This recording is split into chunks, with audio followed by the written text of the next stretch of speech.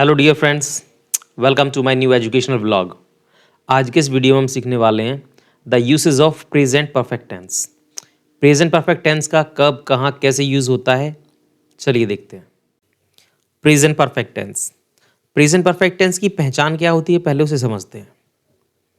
Present perfect tense की Hindi sentence में आपको ये पहचान देखने को मिल सकती है कि सेंटेंस के लास्ट में चुका है, चुकी है, चुके हैं या फिर चुका हूं जैसे शब्द आपको मिल जाएंगे। या फिर आपको देखने को मिल सकता है सेंटेंस के लास्ट में आ है, ई है, या फिर ए है जैसे शब्द। वैसे इन दोनों ही प्रकार के शब्दों का सेम ही मतलब होता है और दोनों ही शब्द किसी सेंटेंस को, हिंदी सेंटेंस में बस ये दिखाना चाहते हैं कि कोई काम कंप्लीट हो चुका है, समाप्त हो चुका है। वैसे चुका है, चुकी है, चुके हैं या फिर चुका हूं जैसे शब्द आमतौर पे आपको किताबों में देखने को मिलते हैं। दूसरा आ है, ई है, या ए है जैसे शब्द आपको आम बोलचाल में सुनने को मिलते हैं। आइए जानते हैं कि प्रेजेंट परफेक्ट टेंस का यूज़ कहाँ कहाँ पे होता है। तो हमको जब ये दिखाना होगी कोई काम समाप्त हो चुका है तब हम प्रेजेंट परफेक्ट टेंस का यूज़ करते हैं। जैसे मैंने खाना खा लिया है तो यहाँ पे एक्शन समाप्त हो चुका है।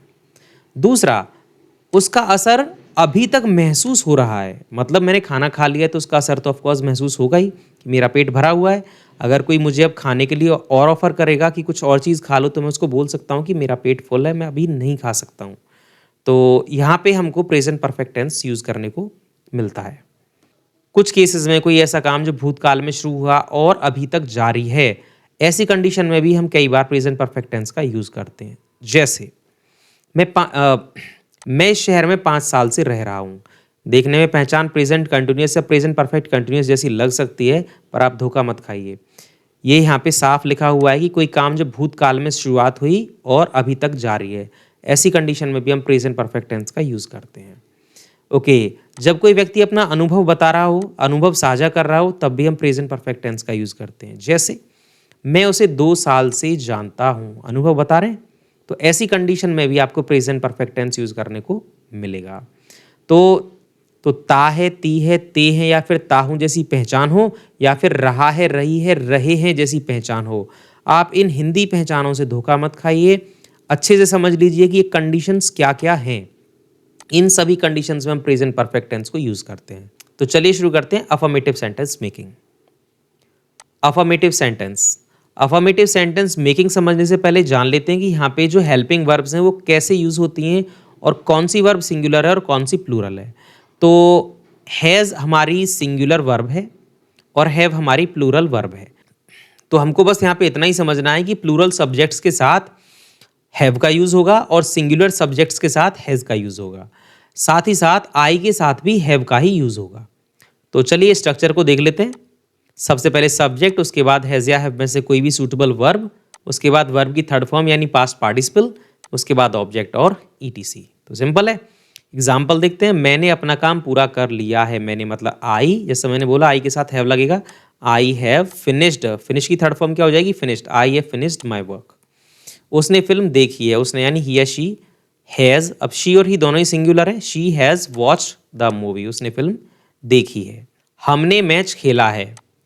हमने मतलब we have played the game. तो इस तरह से आप अफर्मेटिव सेंटेंस मेकिंग कर सकते हैं। तो आगे देखते हैं नेगेटिव सेंटेंस। नेगेटिव सेंटेंस का स्ट्रक्चर कहता है सबसे पहले सब्जेक्ट, उसके बाद हैज़ या हैव, उसके बाद नॉट, वर्ब की थर्ड फॉर्म, फिर ऑब्जेक्ट और ईटीसी।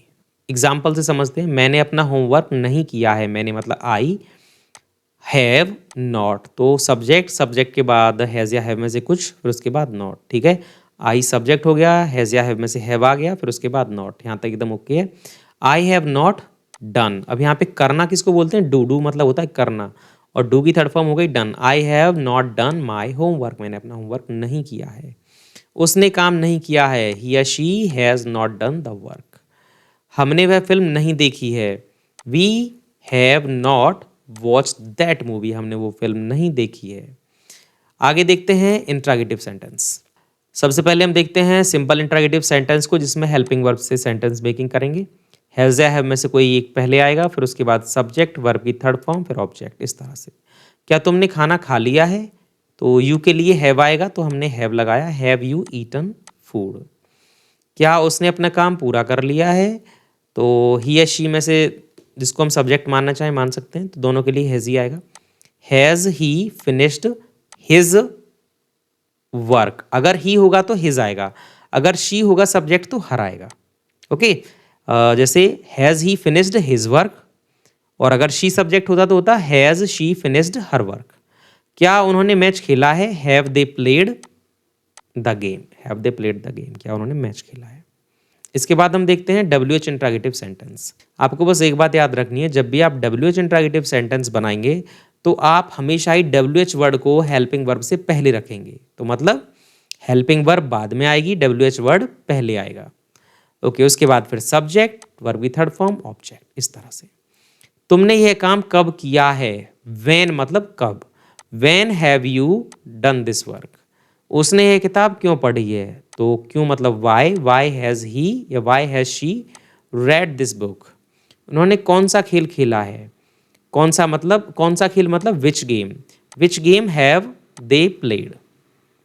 तुमने क्या खाया है, तो यहाँ पे क्या मतलब वट होगा, वट हैव यू ईटन।